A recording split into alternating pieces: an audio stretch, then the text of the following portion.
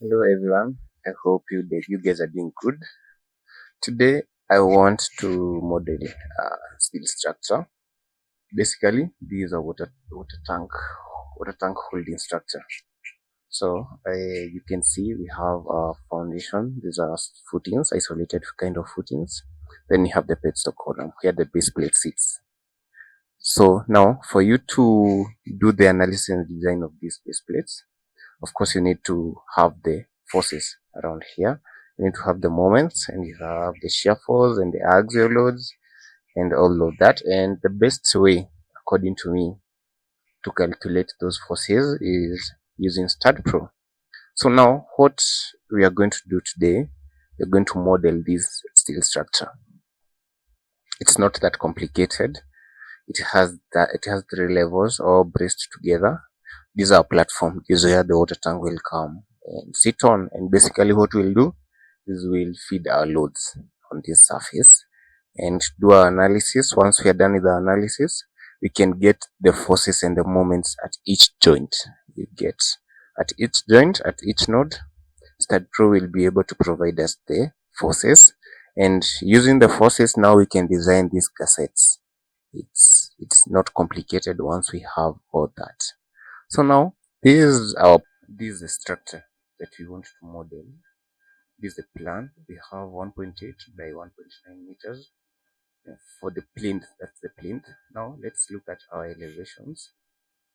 Our elevation have a distance of 2 meters, 2 meters, 2 meters. We have 3 segments. Then we have the foundation area, which is 1.65 meters. Now let's get to STAAD.Pro. These are nodes that we'll be referring to, and then we need to put 0, which will be at 0, 0, 0, which is this one, with reference to the x and y z direction, x, y, z direction. Now let's create our first node, the second node in the x direction, which is 1.8 meters. Just click here and add 1.8, and there we have it. Now we need to add in the z direction, in this direction, just to make sure we have our plane of 1.8 by 1.9. Here is how you do it.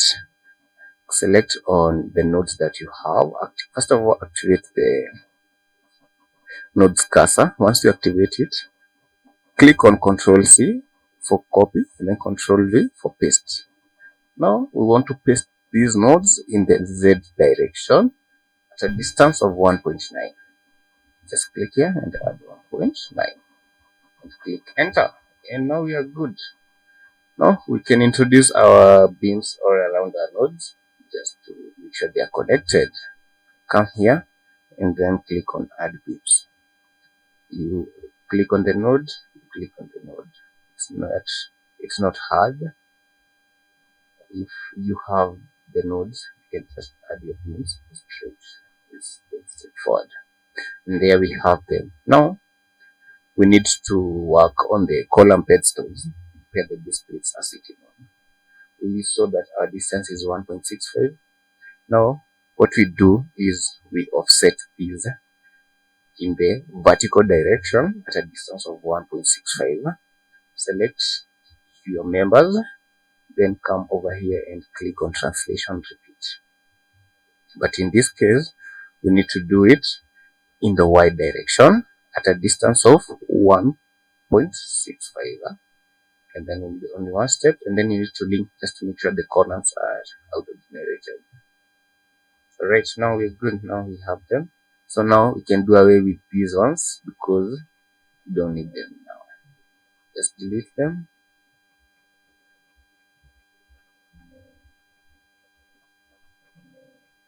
Can delete them over there, and we're done. So now we have this where our foundation sits. These columns are the concrete columns, and this is the plinth beam. Right? Now our steel columns will start from this point. Now let's create that. The first thing we need to do is we need to create a 2 meter offset in the vertical direction or in the y direction of these members. And when we are creating them, we need to ensure that we link them just to make sure that our columns are created too. Now let's get at it. You can change the view to the front view. Select your beams. You see, you just need to change the front view and then do a selection. Then you select on again. Now we need to translate them vertically at a distance of 2 meters. Then we need to link them just to make sure that they are connected. Therefore, we don't have to come again and create the columns once more. So just come here, click on translation or repeat. Then we need to change to the Y direction. Once in the Y direction, we need to come here and change your distance to 2 meters. And we need only one step, and then we need to link the steps. Then you click OK, and we are good. Now we have created the first segment, but now we are not yet done. We need to introduce our bracings. So how do we do it? We just add the beams through the add beams command. Just click on here. You can add your beams over here to here. Just add your beam here to here. Then you can add all of the beams. And by the way, these bracings are 60 by 60 L-shaped sections.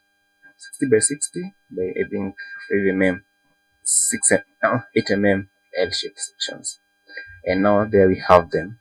So now we want to create the other segments. Already we have one segment. The other segments are identical to this segment. What do we do now? What you need to do is select